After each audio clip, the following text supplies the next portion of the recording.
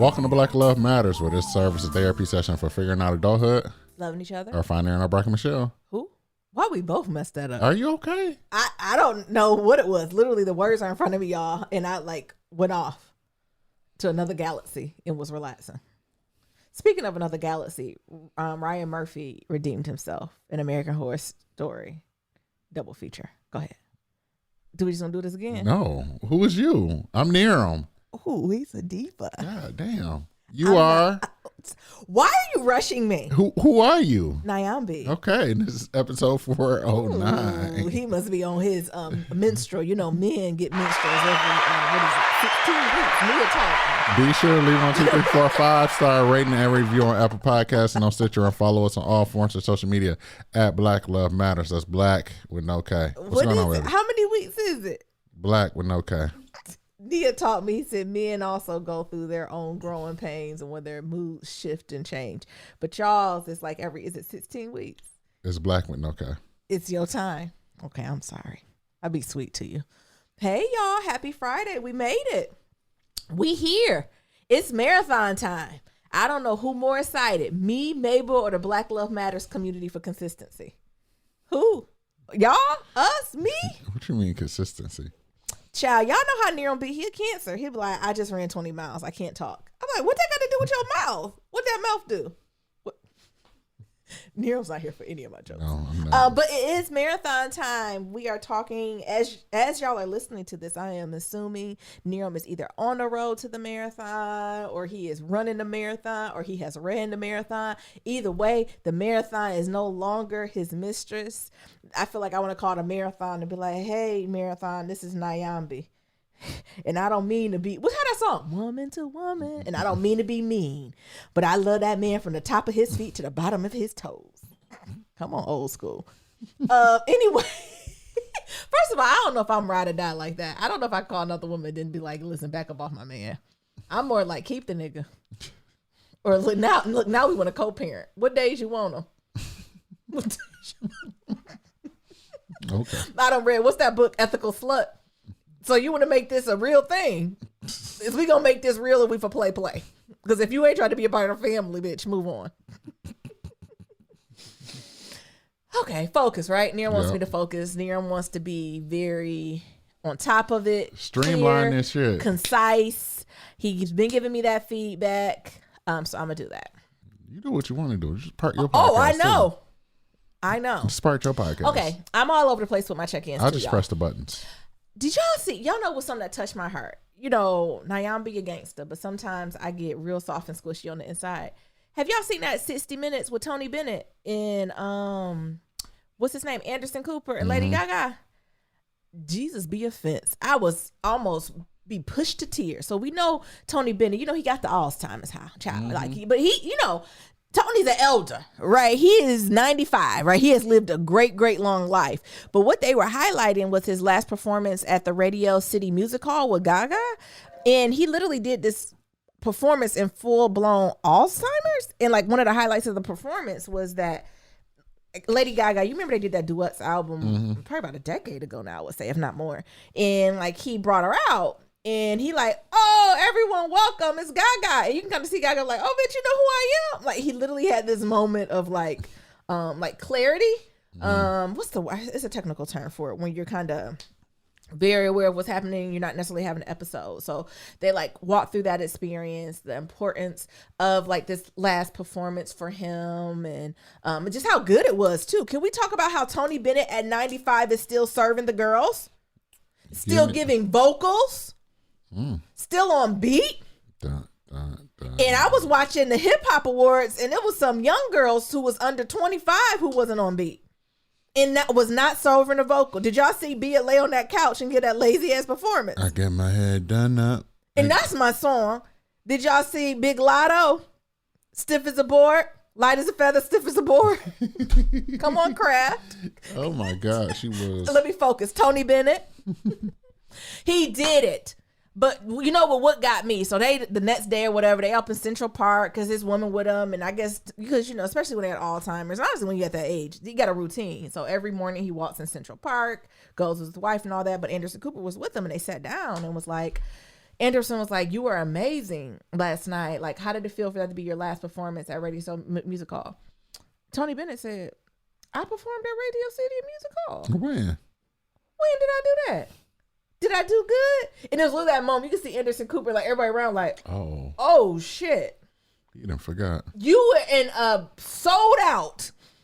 Like, it was just like something so pure in that moment that it was like, listen, Alzheimer's ain't nothing to play with, y'all. You know, I've definitely had people impacted. My grandmother had it, so I definitely know what it means to be like close to it. It's definitely happy to have a podcast about that, right? Where it's two deaths, right? Like, it's the physical, it's the mental death, it's the mental death, right? Or the memory death, and then it's like the physical body death.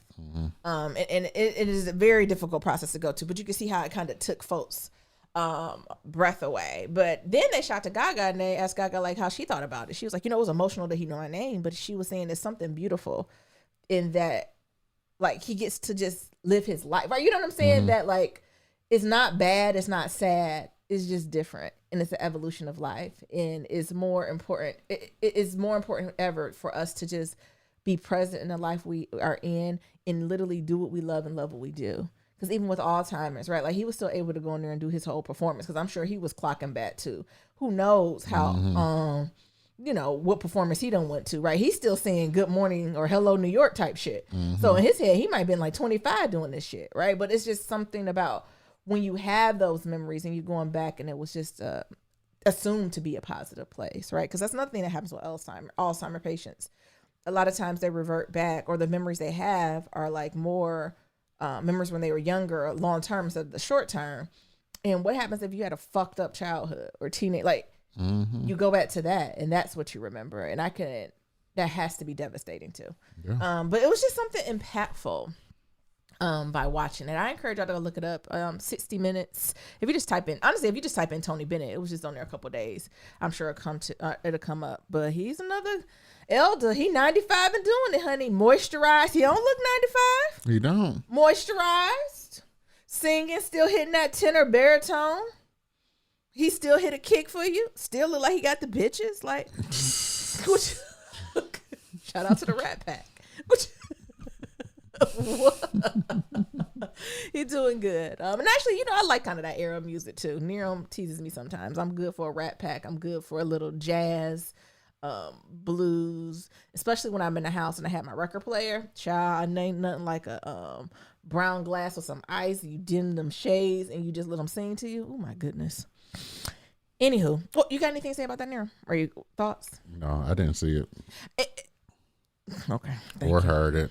You like them shows that be on like black networks and it'd be like round table conversations and they'd be like, what do you think about it, Keith? And he'd be like, I ain't watch it. Keith, it's your job. What do you mean you didn't watch it? Didn't watch it. Moving on. Not familiar? Not familiar. That's Mabel. Who the fuck is Tony Bennett? Are you kidding me? Don't be like that. I'm fucking with you. God damn. I was like, don't get me wrong, it's a lot of problematic old white men. And I would not put Tony Bennett in that category. I just would not. Anywho, Mabel is getting her appointments, y'all. Remember last week where I was just like, this is too much? Now, finally, people are returning my phone calls and the Lord is aligning me to people I need to be with. I was able to find a groomer that was a woman of color and she got it. Like, I talk about Mabel here, like she got an afro and like, I'm like, she used to get this nasty bob and I can't get it recreated. She's like, I know exactly what you're talking about. Send me some more pictures. We can make sure we're in line about it. So I'm like, look at God. We done went to the, like I said, she done got her veterinary appointment. She done got all her shots. She got one more booster to get this upcoming week, which is also going to be the same day that she gets her grooming appointment. So I'm not sure. My spirit told me that might not be a good idea. But Nerum said, we ain't pushing no more appointments. No. Then the last thing, y'all. Now, y'all better not talk about me. Don't be sending no emails. Okay? I'm a bougie black girl. We got approved for Mabel Daycare. Claps. Don't move slow on that, Nerum. You move slow on that. Yes, I'm putting my dog in daycare. She's too much. And yes, we are family planning for a human next year. They ass going to daycare too. Okay. Mabel be a lot, y'all. And the thing is, she would be cool at home, but It ain't even her, it's me. I can't take it. Mabel sit under me and just start licking my lids. I said, you can't lick my lids anymore. You're giving me anxiety. Or she'll bark when someone slams the door. I said, you can't be barking and fuck me up. I'm about to go in this meeting. I need to be on. Mabel jump up on the back of the couch while I'm in the meeting. Now the white people distracted. Is that Mabel? Can you bring her closer? No. Mabel is not a stakeholder. She does not get to move forward. But y'all, Mabel had to go interview. Did that shock you, Niram, or no? No, because white people make up all types of arbitrary rules. What do you mean? I get a temperament check, but they had her back there for a minute. Remember, Niram, they was like, we brought Keisha. I'm just making up names and seeing how they literally have a process where they break out different dogs and put them in situations and make to see how they gonna react and shit. White people make up all types of arbitrary things. I was worried. I heard her bark and I was like, oh shit. Oh shit, it's gonna pop off. And then when it came out, they was like, she had a little bit of an interaction. I was like, they about to kick my baby out. But Niram is playing the best. Mabel don't play with what? Other dogs. She do play with other dogs. She don't play with that ass. Yeah, she don't like dogs around back in the back of her ass. Without her permission. She's definitely consensual. And these dogs is dogs. They literally put their nose up her ass and she's like, I can't handle this. It's male dogs. Yes. Who still got their balls. And she don't really like that. She don't like that energy. And they be like, ooh, fresh pussy. I'm going to get some of this. And Mabel like, no, the fuck you ain't. Right. And then Mabel go into pit bull mode. How to pit bull mode. Y'all know she got little teeth. So she just, she curled her lip up like Elvis to show one tooth. Yes. And I'm like, ma'am, what's going to happen? But the other dog, she get along with. But what they said, like, oh no, she's just very assertive with her boundaries, which is nothing wrong with that. We have dogs in here who have very strong boundaries and they correct the other dogs. But with the other ones we brought up, she wasn't aggressive at all. She played with them. So we would like to invite Mabel to come on and be a part of our community. I was like, oh yes, Lord. Now I got to give y'all money. And I'm nervous about when to start because, you know, Niram is marathon time. I thought you hit the buttons. I'm hitting the buttons. Late. Too late. Don't look for a button. A scheme that Todd set up. So now I get to send her, but I was gonna send her while Niram and I both was here because now the first day she go, I'm gonna be worried. And honestly, if they call me something they need to pick up, I'm canceling all my meetings and I'm running. I'm not even because it's walking distance. I'm taking an Uber there. We're going in style. So that's what we're going to navigate and do. But I'm excited. We're thinking we're going to start off with 2 days a week. We think we're going to start off like a Tuesday and a Friday. Tuesday just because it's a work day, and then Friday it's one of those daycares that go literally from like 8 a.m. to 8 p.m. So we think Tuesday's going to be like just normal work day, and then Friday's going to be the long day. We're going to drop her off at 8 a.m. It come back literally at 8 p.m. And then after that, like we'll also try to do like a date night or something like that. How are you feeling about it? I am ready to get her ass up the fuck at the house. So don't matter. Get her ass the fuck out. I wish I can send you to daycare. Ooh, I work. What when I need daycare? Yeah, you work from home. When do I need daycare? I need your ass to leave the fucking house too. How about this? Black Love Matters exclusive. Tuesday when we drop her off. You want to be responsible for pick up or drop off? Neither. Listen, this is like a 20%. What are you trying to say? Once you do that, you won't hear from me to the dinner. And I won't cook dinner. You won't hear a peep out of me. You won't hear a peep or a dish clack. Will that make you happy? Won't hear a peep or a dish clack. Next subject. I'm asking you, Niram, Black Love Matters exclusive. Is that the world you want to live in? Next subject. And then it's time for us to just kind of get our house in order from that, right? Like, so I think just holistically of what we mean.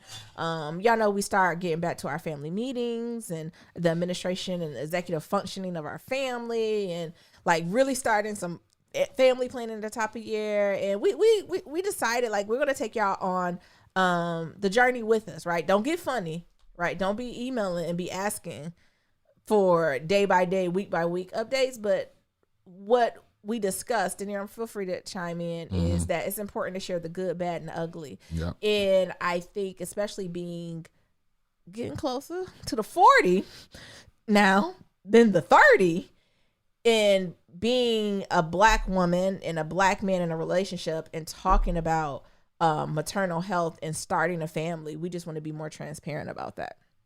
Because, I did my little, YouTube search, Google search, and there's not many forums where Black women are talking about like fertility openly.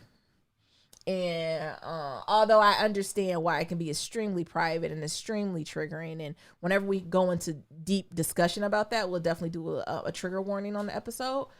I still believe it is a conversation that we as a broader community needs to have, and it's something that should be more normalized. I don't know if I articulated that well. We're going to be letting y'all into our business. But for a good reason. Yes. It just needs to be good, bad, and the ugly needs to be normalized. So what does it mean when you're closer to 40 as a young Black couple trying to have children intentionally? Like, what does that look like? And I don't know if it's a playbook on that. I don't know if people share. I don't know if people talk about the doctor's appointments. I don't know if people talk about the doulas. And y'all know when I have a baby, I'm busting it open. I'm telling y'all the good, the bad, the ugly. I know I got my real writers who done email me, was like, yes, sis, that shit hurt. You're going to be doing all types of shit you never thought you were going to done. Somebody was like, it wasn't even the birth, it's the lead up. So I'm telling you all of this shit. And, that's if I'm able to, like, conceive, I hate to say the natural, right? Natural. We might have to go IVF. We might have to think about adoption. Like, all these things are very real. Mm-hmm. And again, I just don't see how people are processing them in a very open way, right? Like, it's not all gumdrops and giggles, but sometimes it's good to see just yourself in that. Yeah. And it's okay to have some plans. And also, as a cubicle warrior, right? I feel like it's so a Black woman older than a working woman. Mm-hmm. Because as women are in the workforce, you're waiting longer and longer to have kids. Yep. And there's implications for that shit. Facts. You can eat as much spinach as you want. Drink as much water. Them eggs that you got is the eggs that you got. And as the days go on, the eggs they disappear, gone. Gone. They just go away. Gone. So I think even as I'm like getting the courage to like talk about this more openly, I'm thinking like if we have a daughter or if we have young women in our lives and they come to me and have questions, like it's very much so like now I'm asking young girls, like I'm even thinking about your niece isn't old enough yet, right? But when she is a certain age, like in her 20s, I'm like, girl, you thought about freezing your eggs? Like, freeze the young ones? Yeah. Hello? Real talk, right? Because I'm thinking like, oh, maybe I should have went through the egg freezing process. Like, it's just different now. Yeah, nah, baby's gonna look old as hell. Well, excuse me. I'm sorry. I missed what you just said right now. What'd you say? Don't act like that sperm ain't old either. Excuse me, what'd you say? Oh, I work out, so I keep it fresh. You keep working it out. I keep it fresh. Okay. What were you saying about old as hell? I'm sorry. So now our baby gonna look old as hell. That's not how it works. That is also, we're gonna have to have an episode on Black old wives' tales when it comes to pregnancy. That is some old shit that is not real. My mom always said that. And Lord help me, she thinks she being endearing. Oh, when you in there gonna have a baby? Ooh, y'all baby just gonna be old. I said old? It's a baby. I was old. Well, old looking like they parents. I was like, shut the fuck up. That is not how genetics work. I mean, if it did, maybe I look at pictures of you. Your mom was in her, how old was your mom when she had you? 40. Wow. How old was your father? I don't know. Okay. Thank you. Did you come out looking old? You got some bags. I came out looking like how I look. Oh, beard and all. Yeah. And teeth. Teeth, beard. Toenails hard. Yeah. Callus on it. Working. Anywho, all that to being said, and this probably be close to the top of the year, y'all hear it. But just to let y'all know, we're moving forward, we're evolving, we're getting to that space, getting excited to come along on that journey. And hopefully Niram will feel comfortable opening up of what it means to be an intentional Black present daddy. Again, there's a few examples, I think, out there, but I don't know if I know a lot of examples of it, of father's perspective when they're trying to conceive. I think there's a lot of, once you're in fatherhood, this is how you show up. But because what you supposed to be doing? Shooting the club up. Okay. Bow. That's that Detroit. Do. That's the Detroit. That's the Detroit. I'm going to go back to a therapist. On those lines, it was a tough mental health week for me. I should have ordered these better. It was just a tough mental health week for me. I can't explain it no other than that. Like, the thoughts were thoughting, the imposter was impostering, the voices was voicing, the sadness was saddening, the depression was depression, and anxiety was anxiety. Good like, grief. everyone knew the assignment, and they turned it in early. And got extra credit. And it was just a lot. And what I tried to do this time was just be in it.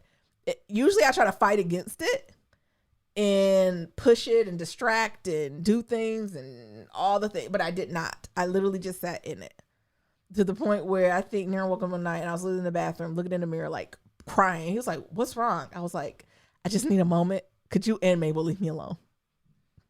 And you were like, "Ooh." What did you think when? I said, fine. Get your ass a moment then. Shit. Did you know I was having a tough mental health week? Yeah. Or no? I tried to handle it differently. I seen it all over your face. Every time I seen you. Did it look different or I no? said, are you okay? No. And I said what? I said, When you asked me, "Are you okay?" What did I say? No. Big no. Big no. and I was like, is there anything I can do? He was like, no. And I You was can't. like, You're not Jesus. You can't save me. I said, let me know when I can do something for you. Only Jesus can do it. So I'm just trying to, instead of push, overcompensate, over-rotate, ignore, like when the feelings wave over me, I'm just choosing to be in the wave and go through it and not push through it. And it was helpful, but it was a lot of feelings for me. Like, I'm used to not feeling all them feelings on a Tuesday. Hey, It felt very Saturday night feelings. that's how they come. And usually, and I say that, I know I sound funny, but like, I'm very good at compartmentalizing. They're like, "Oh, I'll be sad Saturday, but right now I have to work." But this, I was like, I can't work. And literally I just canceled some meetings. Like, I can't, I ain't put the work all on my business. I didn't tell them I was having a mental health day. I just said, "Oh, I need to take some time off. I got a family emergency that came up." The family emergency was me and my feelings. And I literally just sat it's a couch in my office. I literally just sat there and boo-hooed and just let it wave over me. But I'm doing better. Not 100, but I would say I'm about 85% there. But that was a good advice from my therapist. She said, stop scheduling sadness and shit. Just be in it. She said, you gonna keep pushing this shit off. You ain't gonna know what shit feel like. Be in that. She said, we can work and pull back if it's too much, but she said, you need to saturate yourself. Feel it. What is that? I just said, ooh. What's the woo? Can you put verbs to that or words? Your therapist be on it. How she be on She it? be kicking your ass, and I like it. She stays on my throat. If I anybody know. would like her contact information, send me an email. I'm happy to forward to you. She I- only practices in Detroit, though. I know when it's a good therapy session when Naomi just sitting on the couch holding herself like she Ray Charles with the pouty face. I said, ooh, that therapy you got all up in your ass. Pouty face. It give me a little bit of joy inside. But ooh, that therapization. That shit is She tough. try to have me grow and stretch in place. I ain't ask her to. I said, I'm not interested in that at this moment. This is the area I would like to stretch in. Nah, I'd be like, yeah, I'm trying to stretch in time management. Therapist is like, nope. Don't know what the fuck you think this is, but it ain't happening today. But a white therapist I can get away with that. Mm-hmm. Well, Let's think about it. What's your big chunks? Your little chunks? And what are the things we can put My in therapist between? be like, no. Not happening. Try again. This is not what you need. You're wasting my time. Like, I feel like she'd be like, wasting my time. No, what is it, Messi Walters? What would she say? Not on my watch. Reclaiming my time. Now, see, y'all look. Reclaiming my time. I'm like, this is mine, though. So that was tough. I'm on the other end of it. So if anybody else is having a tough mental health week, sending you positive energy. It is okay to cry. It's okay to be pissed. I did have a little bit of anger come up that I'm gonna talk about next week in therapy, that I haven't felt angry, rage or resent. I got a little of that, and I don't know where that came from, right? I think that's the first time I like sat through my sadness, and the sadness turned to anger. So I don't know what that's about. So I'm gonna talk to her about that. Anywho, then lastly, I got the flu shot, y'all. The devil is a liar. I've never had this much hard work. I never had to do this much hard work to get a flu shot. I almost told y'all where I lived. It's a particular neighborhood in Brooklyn I live in where their trash resides. Oh. I made an appointment 3 days in advance to go to CVS to get the normal flu shot. Honestly, and a lot of people, why are you getting the flu shot? Now, you already, how many vaccines you go get in a year? I always get the flu shot. Y'all know I used to work in higher ed. Y'all know I used to work at a bot store. So holiday season, October through February, I'm around a lot of people, right? So I'm in contact with the flu daily. So that's why I got it. And I've just become such a, what's it called? Ritual. Mm-hmm. And also I have not, knock on all the woods, caught the flu since I have gotten the flu shot. Because I think 1 year before I didn't get it, and I was in them warms, and I caught that flu, and that flu had me on the ground talking to my savior. And everybody was like, you got the flu, Naomi? What about the flu shot? You know, I kind of come from a family where there's like, the flu shot for old people. Like, you only get the flu shot when you get older, get the pneumonia shot, right? If you under 50, you don't need the flu shot. Mm-hmm. Listen, yes, you do. And so since then, I've just been getting it, and I have not had it since. And Lord forbid I get the flu during COVID. Because I'm all thoughts and prayers. I'm going to just go on live. I'm going to be like, I'm going to show my face. I'm like, pray for me. Because it'll scare you, right? This is not the time to just get unnecessarily sick. Mm-hmm. And I think that's why I know it's an overcompensation. I'm not in contact with that many people. I'm not going to tons of places. I do ride the subway. So that is another, touch point that I would be getting in more contact with people than I would normally. But y'all know I ain't about to be on that subway like that. They're going to catch me, especially in the winter, maybe once a week. If that, and I'm going to be wrapped up from my head to my toes, ain't touching shit. But still, anywho, getting to the story, I made my appointment. I did it earlier. I did it more towards the end of the day. So, I'm doing on there, blah, blah, blah. They ready to go home. Usually for pharmacies, I do it at the top of the day or the end of the day, not in the middle because everybody be on their bullshit. Mm-hmm. Well, I didn't get the memo at my pharmacy. It's the fucking club. I went in there and knew it was some shit. I'm getting there thinking like, oh my goodness, I'm like 5 minutes early. So I was like, oh, let me check in. I done checked in. I'm out the door. They was like, are you here? They was like, cool, proceed to the signs. I'm looking at the sign where they got the little, what is it called? Gate or little faux privacy screen. Yeah. And on there, they're like going to pickup line to check in. And I'm like, okay. Boom, boom, just me pooching. This pickup line, y'all, is wrapped down to the laxatives. Like, it's down. It is just rolls. It just went past the feminine hygiene, the diapers. It went by the condoms. The deodorant, everything. I said, oh. Now you in stomach health. I said, ain't they about to close? I said, but okay, get in line. I'll wait in line. I knew it was going to be some bullshit because I heard multiple people cussing. Just the cussing, types of cussing. Just the cussing out loud. This some bullshit. They weren't talking to anyone. They were just saying the whole era of being here was bullshit. The situation is bullshit. And then I was like, maybe they ill. Were they? I try not to make eye contact. Y'all told me in New York don't look at nobody. So I just look at the ground to make sure I ain't stepping in no shit.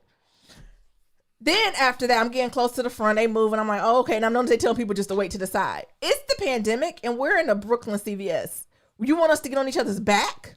Like, should I go wait in the Cheetos aisle? Like, where do you want me to wait at? Cool, fine. It's like one person went in front of me. It's this little old Latino grandma. And she went straight to the front. The other lady was like, it's a line. She said, Mama, I've been here since 10 a.m. I'm just asking them what quick. It's a line. Mama. And they start saying something in Spanish. And she said something in Spanish and the lady just went on the window and knocked. Is my humidifier ready? And then the person played stupid with her. Who are you? Then the Latino woman. I know you ain't asked who the fuck I was. How many times you done seen my fucking face? It was just like an event. And then it was like, hold on, let me go get it. In the meantime, can you scooch over, Mep? I'll take the next one. I ain't getting in no line. I'm going to stand right here. So they bring the next woman up and they're going back and forth and they're talking about what they don't got. Then they finally come back to the older lady. It'll be 30 minutes and we'll have it. You lie. I ain't waiting 30 minutes. Let me call my daughter now. So she called her daughter on speakerphone. Mama, I'm at CVS's. They said 30 minutes. I've been here all day. I keep coming back for an hour. I don't got time for that bullshit. So you need to come up here in this motherfucker if I cuss them out. Okay, you coming? All right, bye. Then she gonna type, my daughter gonna be up here. She look like me. Bye. What the fuck is going on? Then they thought, this is me. Good evening. My name is Nyambi. Here's my insurance card and my ID. I made an appointment 3 days ago for a 7 p.m. vaccination. He's like, good for you. Just go wait by the vaccination tent. I said, he ain't take my ID. He ain't take my insurance card. He didn't look. He didn't check. And like for the most part, I know it can be free, but like, nigga said good for you. Basically. And so I'm sitting by the gate. It's like 4 of us or so by the gate or whatever it is. And they all looking. And it was one dirty looking white woman. She was like, what you in for? It's like we was in jail. I was like, I'm getting the vaccination. This hurt. Which one? I was like, first of all, that's personal. I said, I'm just getting the flu shot. Oh, shit, I'm getting the flu shot too. Ma'am, we're not. I fucked up. I broke the rule. In New York, I'm not supposed to say nothing. You're not supposed to say nothing. And then an old black man who's sitting down. Y'all done got that COVID shot? White woman, yeah. Black man, how bad it hurt? White woman, ooh, it gave me the shits. I said, is that a side effect? I said, I think you just naughty on Nicki Minaj shit. Talking about making my testicles grow. No, sir, you have an STD. And ma'am, you ate some bad shit from the taco cart. Shitting is not a... And then the black man, Lord have mercy, I had some cabbage today. Oh, he gonna be shit. That is not a side effect. Yeah, no, but she just had the shit. But he gonna be shitting. Then he was like, how about you, young lady? First of all, this is personal. Stop asking me. I said, yeah, I got it. He said, how I treat you? I said, I was a little tired, but good overall. Shit, I could tell you lying. What happened? I was like, no, I was just tired. How tired? It was like literally like this whole... And then finding a little Indian man who the pharmacist, I almost said my real name. Oops. Nyambi. I said, what the fuck? Nyambi? And for y'all who know my real name's not hard. And he fucked it up. And I was like, is that me? And then now everybody else mad because the other folks checked in before I did. And the old black man was like, you done cut it. I said, I didn't cut. He's like, oh, I'm just playing with your young blood. Just playing. Go ahead and get your shots. And you know it's supposed to be privacy, right? So the little Indian man took me behind the blue gate. Who I see straight in their eye? The old black man. Look, y'all can't see it. You see how Nero looking at me? I'm sitting here. Stare at me, Nero. Y'all wish y'all could see this. I said, where's the privacy at? And so little Indian man talking and he got his hands, he moving. I said, did you wash your hands? He said, what? I said, I noticed you moving barehanded and I don't know where the bathroom at. And it's just y'all seem busy. And it's me. And I done got the COVID and I ain't about to risk it all. Oh. And I looked at him like, he's like, no, I'm gonna wear gloves. Of course. I said, yeah, no, I'm just playing. He said, oh, I got nervous. I didn't know what you was saying. I was like, sir, put on the fucking glove. Actually, put on some sanitizer. Put on the fucking gloves right now. So then I got the shot. Before you get the shot, I got funny. I said, can I see the valve? He said, huh? I said, I need to make sure this says the flu, influenza, H1N1. I don't need no COVID. I made it clear because I know he was, I said, I don't need the COVID. I need the flu, H1N1, like just the. He said, oh, you're very particular. You know, I said, yes, I am, motherfucker. I am. Then he gonna lift it up. I guess he thought I was 3. I'm doing the whole thing. Y'all can't even see it. I guess he thought he was 3. He literally did. You know how you do like the plane with Gabe? He's like, I was like, what the fuck is this? I've never had a grown man do that to me getting a shot.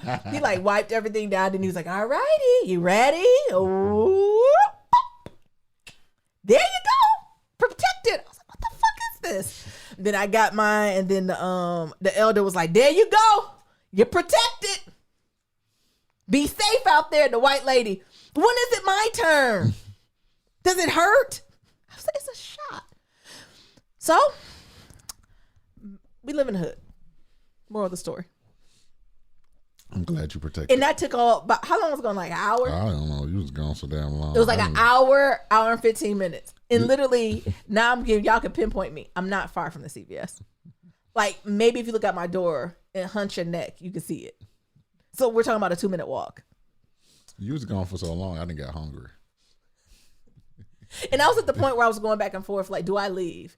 And do I just drive out to Jersey and go to the suburbs and literally get a same-day flu shot?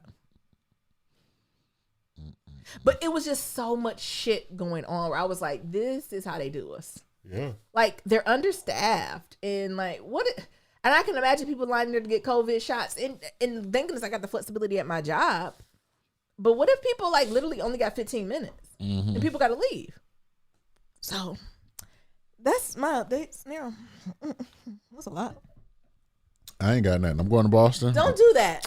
I'm going to Boston. I'm running Boston Marathon.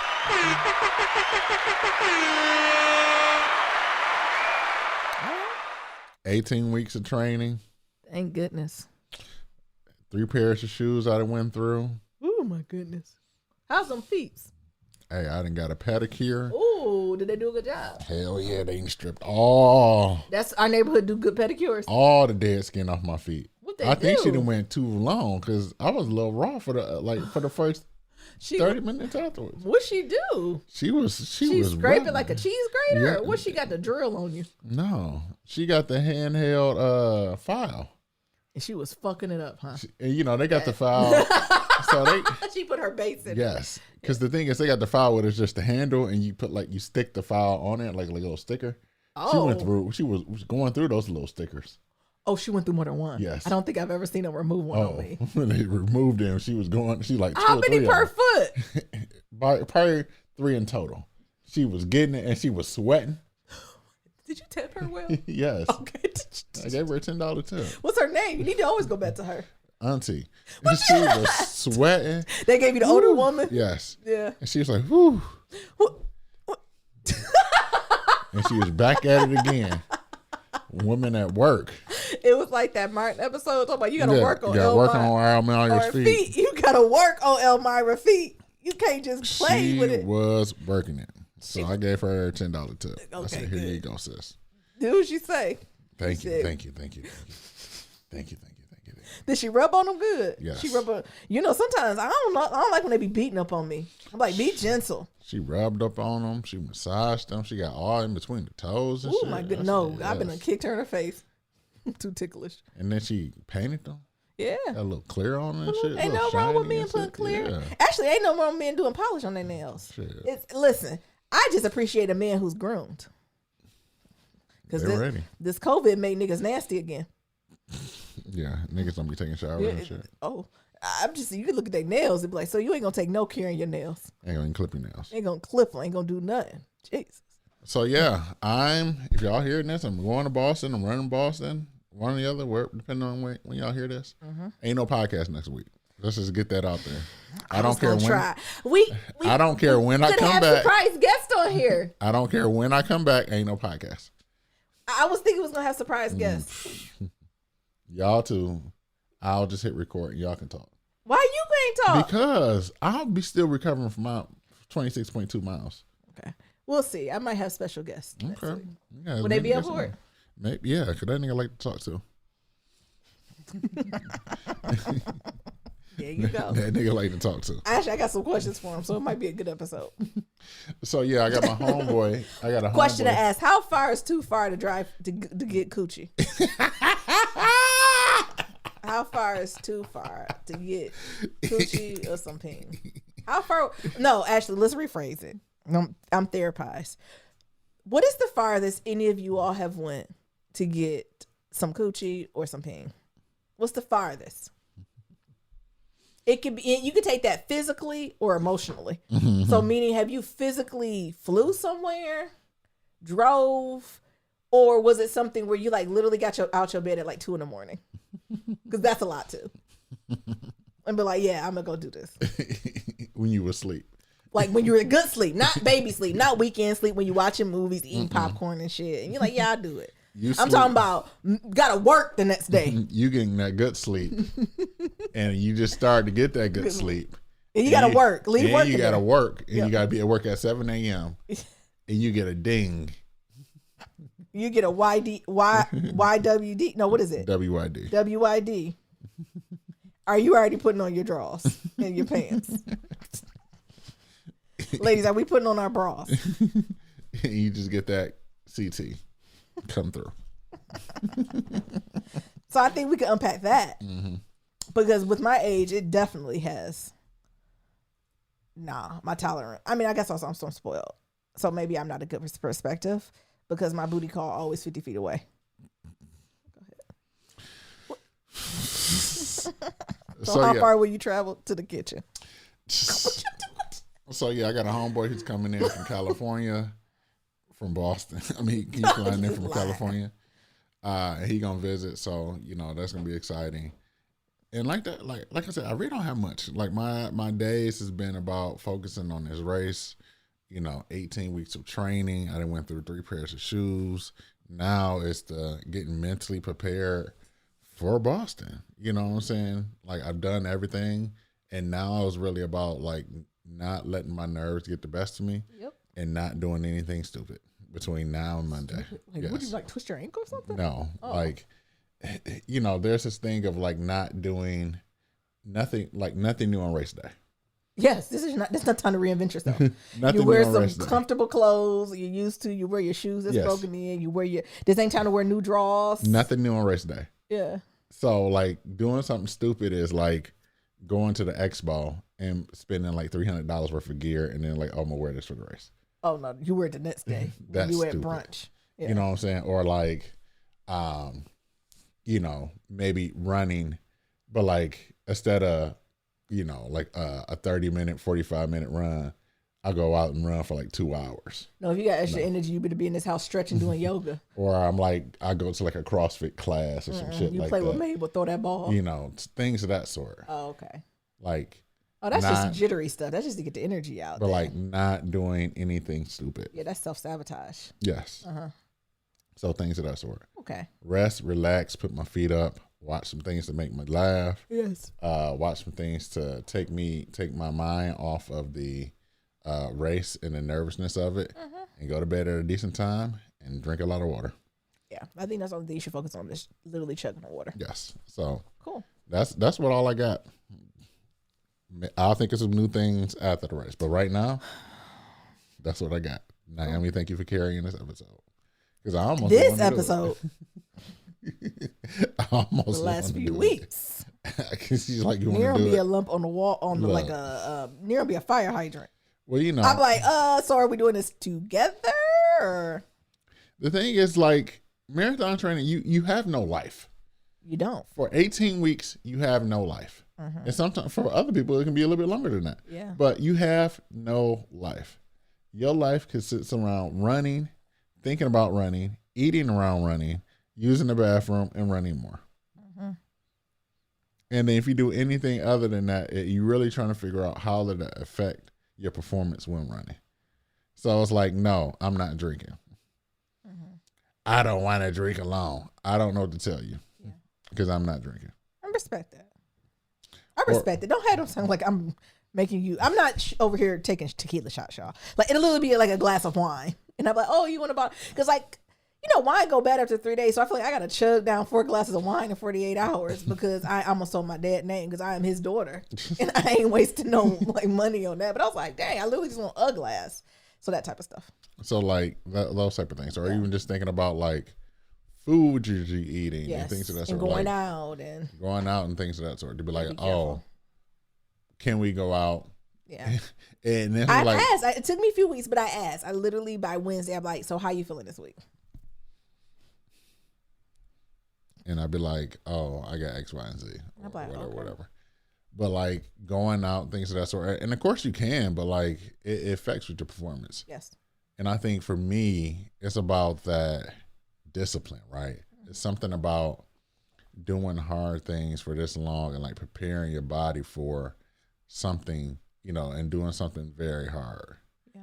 And, not doing it just once, but doing it over and over again. So I really like the discipline of it. And like I said, like I really ain't got much. Like it's really about, for me, like doing those things, drinking water, keeping my feet up, not doing anything stupid physically between now and Monday. Yeah. And just chilling out and having some talks with some good friends, sharing running war stories, and just have a good time. Well, I hope you and your friends have a good time too. Yeah. I hope it's restorative for you. So like I know all y'all in the running crew, so y'all gonna be doing the running, then y'all gonna hang out a little bit after, and so I encourage you. Me and Mabel got it here. Don't worry about us. And when you get back, we'll be here to greet you. Absolutely. Cool. Let's do a little pillow talk before we have some shout out Friday. I know we got a couple things to catch up on. Y'all, honestly, I need to just give homage to this story. It's from The Root. It is by Michael Harriot. Literally go do it. What we'll try to do is link it to our Instagram, but Niram, who knows if he's going to do that. So I'll read it all for you. So it's called The Ozzy Finesse Explained. And it's by Michael Harriot, one of our favorite writers here in The Root. And what I'm going to do is no need for Nyambi to sugarcoat it, right? Like, story time with Nyambi, I'm going to read this article to you. And every so many paragraphs, we're going to stop and react. And then you all process it how you see fit. Okay. Nyambi has never heard of this shit. I heard of Ozzy. It's like a news channel. I've never heard of that in my life. If you ask me what is an Ozzy, I would be like, is it like, what is Ozzy Media? Like, it sounds like a right-winged, like bro boy culture type shit, like The Onion or something, but it's not. Again, the title is Ozzy Finesse Explained by Michael Harriot, presented by Nyambi. Okay. It says, who is Carlos Watson? Carlos Watson is a finesser. Okay. Wait, do you mean financer? No, I meant what I said. He didn't finance anything. And according to the New York Times, Watson got some of the richest people in America to finance Ozzy Media, the digital media platform he co-founded in 2013. You're asking yourself, what is Ozzy Media? Oh, what is it? A finesse? Wait, I went to the website and it calls itself a diverse, global, forward-looking media and entertainment company focused on the new and the next. All media companies truly believe they will be the most diverse and global, looking for all these companies. Now, what separates every nigga with a webcam from Ozzy Media is that Watson was able to extract millions, with an M, from investors for his make-believe media empire. Oh, shit. Okay. See? That's the finesse part. Sigh. I thought you were explaining things. What the hell is a finesse? In African American vernacular, a finesse is a way to extract something valuable from someone by using a person's confidence, wealth, or hubris against them. The term was derived from black spades, the card game crowned as the official black national pastime. When a player uses a lower ranking card to extract a valuable card from an opponent, he or she has managed to finesse a book. For the white people who may be listening, books are often referred to as tricks too. All right? Because finesse gets people to give them things, finessers are not quite scammers, nor are they thieves. Basically, they take the rules you define and use them for their personal gain. Ozzy Media is the perfect example of how finessing works. Oh, and don't forget how that bullshit capitalism works. Are y'all enthralled? I am. I wanted to get some tea and like warm it up. I'm tell me more, Michael. But people make false claims to investors in the media all the time. I still don't understand why Ozzy Media and Watson are all over the news. Come in, children. Listen in. Lean in. Well, it all started with Watson's really popular interview show that had a lineup of culturally significant guests such as Bill Gates, Ava DuVernay, Malcolm Gladwell. The show was originally supposed to be on A&E before it landed at YouTube Originals, but he needed more money. You still following? Mm-hmm. All right. So according to the New York Times, on February 2nd, Watson gathered investors from Goldman Sachs, a financial institution that invests in things only white people know about. He's brilliant. Wait, let me stay in character.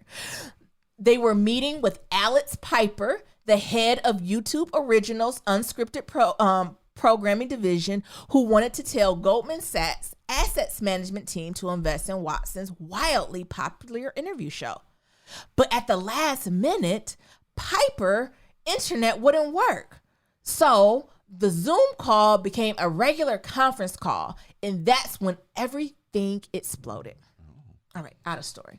Now wait, the dude at YouTube, which is owned by Google, couldn't get his internet to work.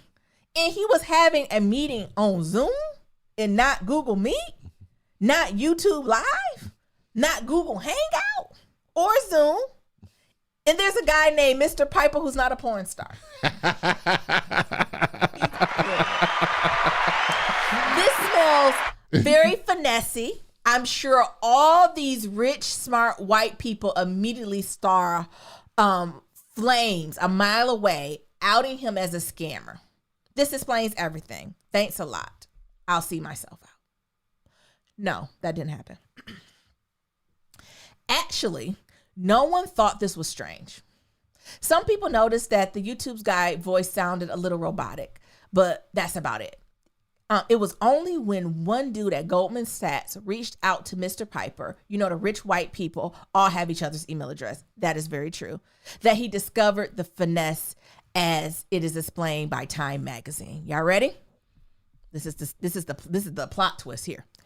A confused Mr. Piper told the Goldman Sachs investors that he had never spoken with her before. Someone else, it seemed, had been playing the part of Mr. Piper on the call with Ozzy. When YouTube learned that someone had apparently impersonated one of their executives at a business meeting, its security team started an investigation. The company confirmed with them. The inquiry didn't get far before a name emerged. Within days, Mr. Watson had apologized profusely to Goldman Sachs, saying the voice on the call belonged to Samir Rao, the co-founder and chief operating officer of Ozzy, according to the four people. In his apology to Goldman Sachs in an email to me, air quote, on Friday, we're talking about New York Times again, Mr. Watson attributed the incident to a mental health crisis and shared what he said were the details of Mr. Rao's diagnosis. What? Zooming out. Wow, that's a crazy story. Thanks for explaining it to me. Which way is the door? Do you validate parking? I'm waiting to get out of here. Nope. Wait. Before you leave, you should know the entire story gets motherfucking better. It turns out that Watson's show have never been brought to A&E. It wasn't even produced by YouTube. It wasn't even produced by YouTube Originals.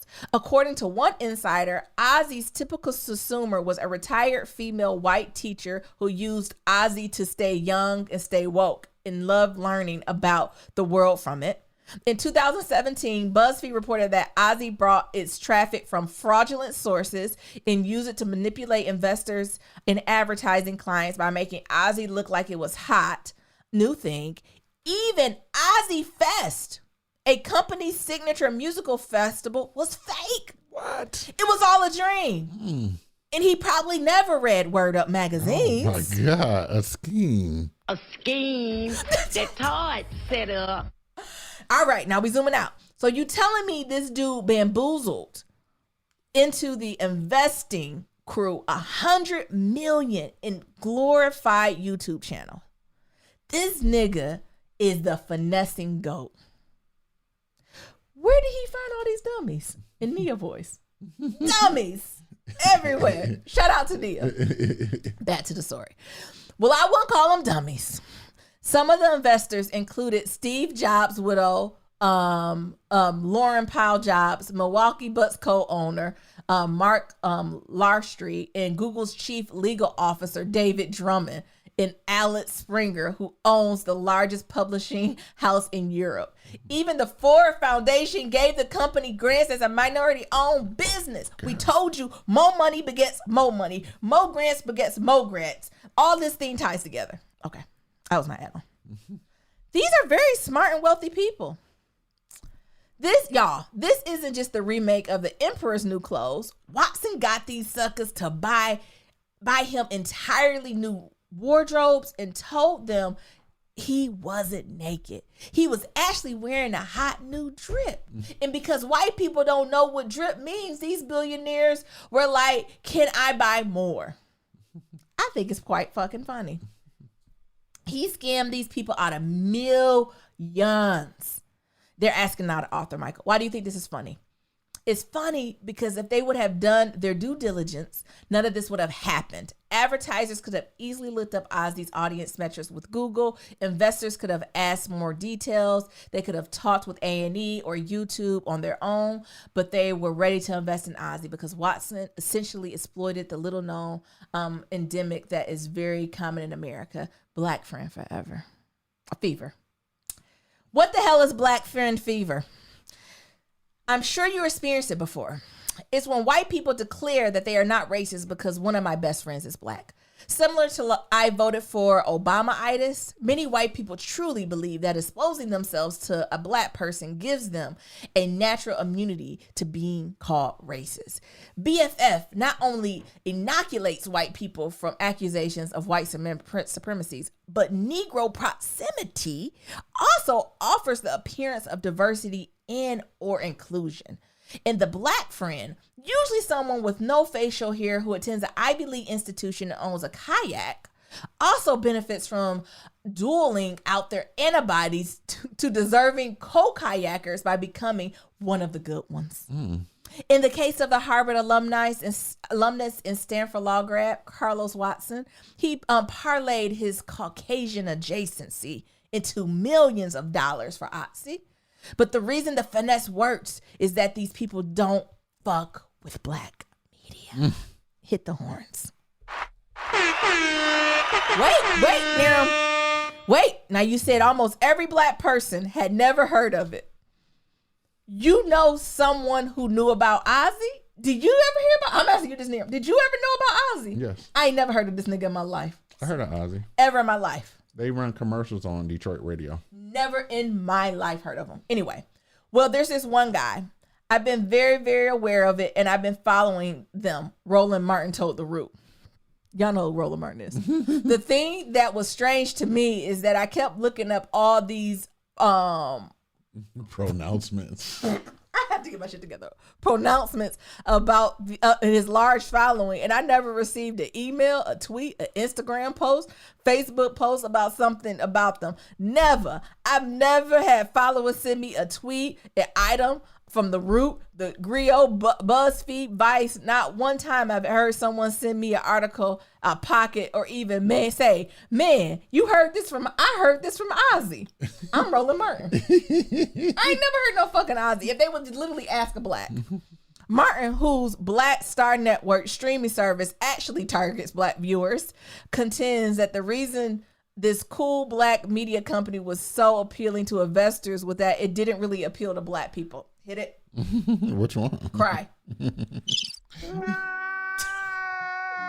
All right, cut it. There is a very important nuance here, Martin explained. If you are Black and you own something, they will call it Black owned, even if it doesn't speak to Black people. That's a word. What you have here are investors, advertisers, and all these media outlets that did these glowing stories and television interviews, television and digital, because they heard about this smart Black entrepreneur. But the reality is, here's a Black-owned company that wasn't targeting Black people, and that's the thing we have to confront. Advertisers and investors don't really want to be involved in anything that speaks to Black people because they see it as controversial. Anybody, advertisers and their clients that love Black stuff, added Martin, but they really don't love Black people. They want Black consumers and they want the Black dollar. But they really want is the veneer of Blackness. A scheme that Todd set up. A scheme. Again, but Roland Martin is just one guy. Maybe he's just salty because he couldn't do what Carlos did. Nah, Black media owners have been saying this forever.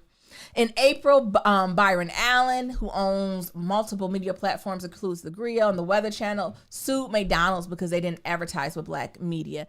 Allen, along with Martin, Ice Cube, Urban Edge Network, Todd Brown, the Black Enterprises, Earl Graves, recently published an open letter calling General Motors Chairman CEO Mary Barber to resign if GM continues to refuse to spend money within the black media.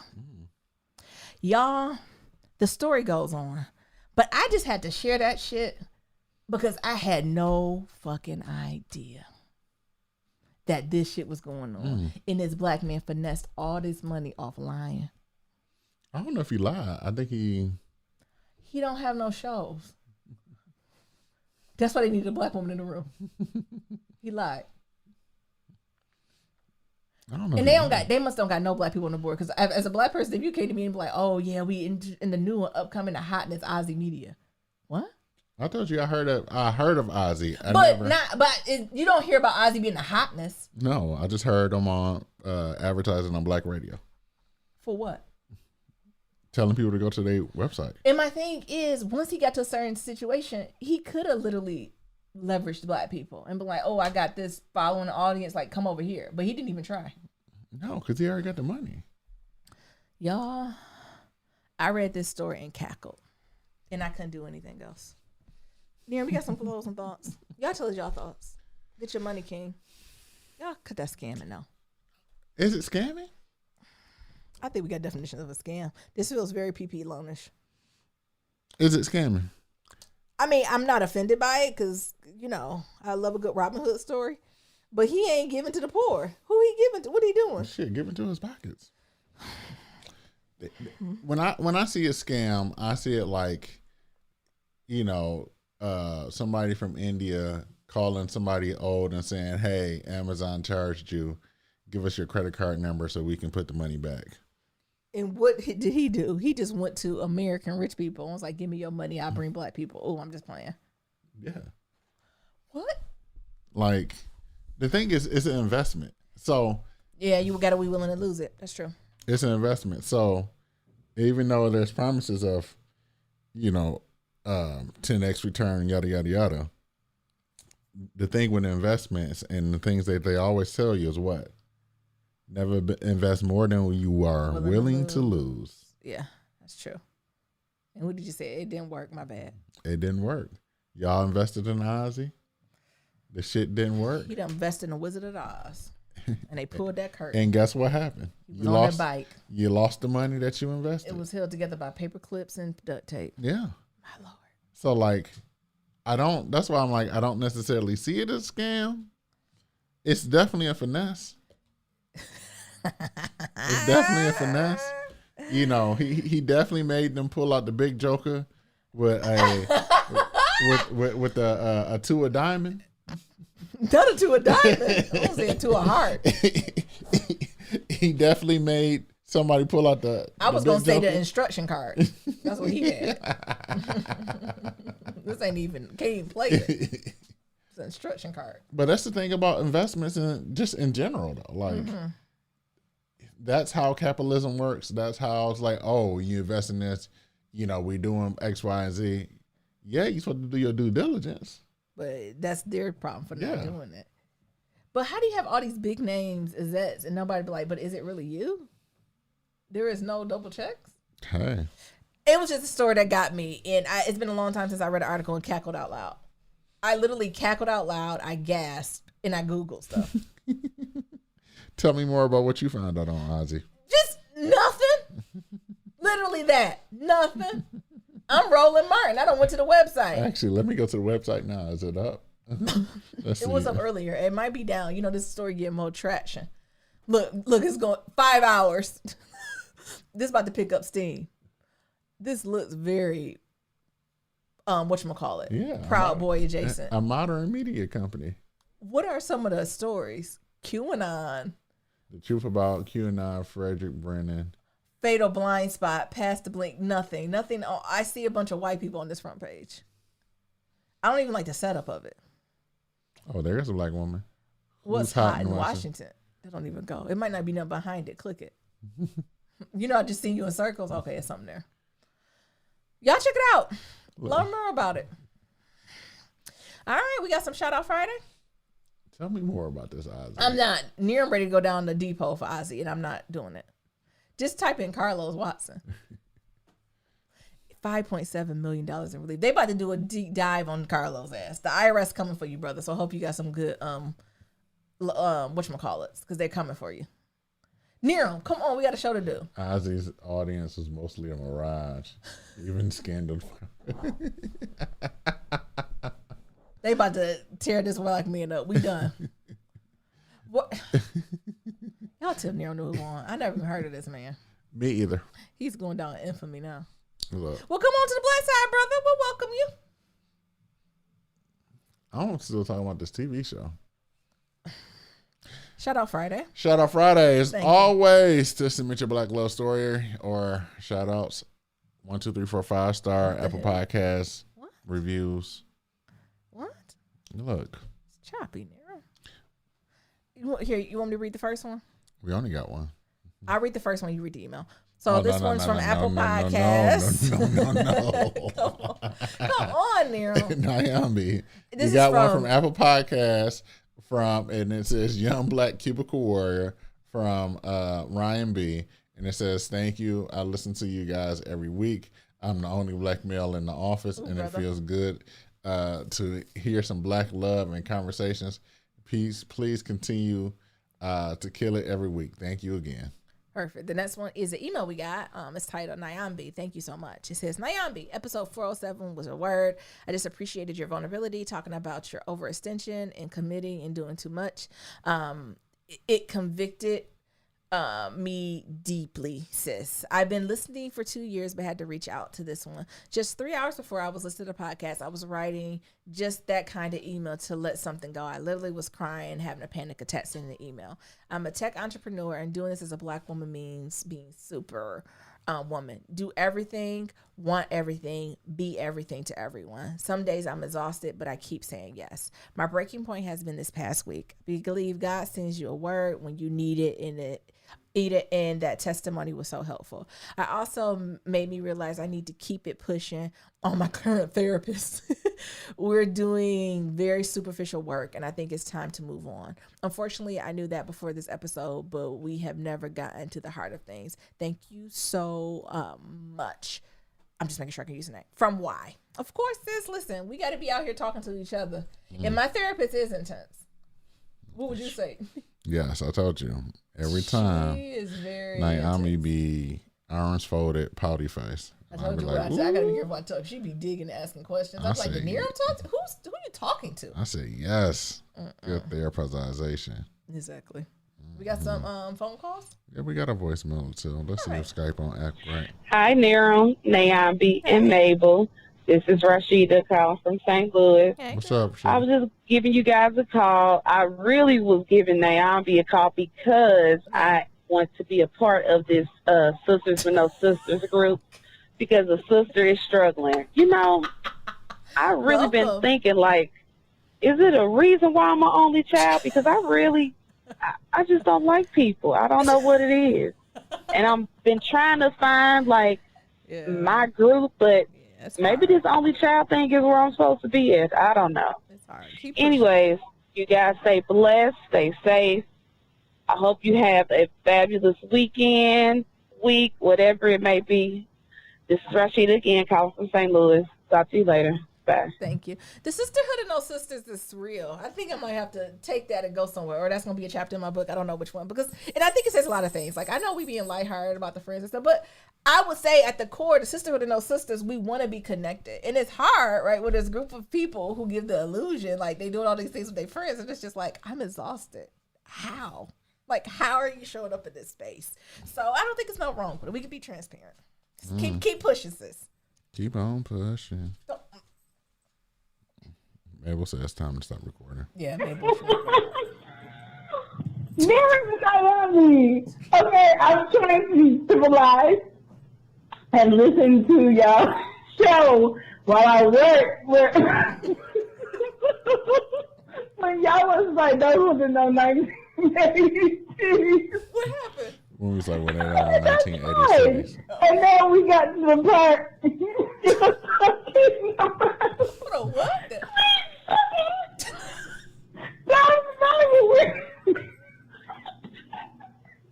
That is not the show. Oh my God, I'm in tears. Yo, when I tell you, homie is stressing Queen Sugar. Oh, he can't get his crops right. He's just out there looking chocolate glistening through his stress. I just want to ease his stress. Dang. Shan, sit down somewhere. But y'all got me crying. Be quiet, Anya. I thought he took what you My face is wet down in the valley with the girls. The girls get naked. What was she saying there? You heard it. What was... When we was talking about BMF and they showed cashed out titties and we was like, those ain't no. Oh yeah, they ain't titties. no 1980 titties. Them some 2021 titties. Okay, them is. And don't get me wrong, cashed out is a bad bitty, honey, but that ain't how they was looking in the 80s. Sure wasn't.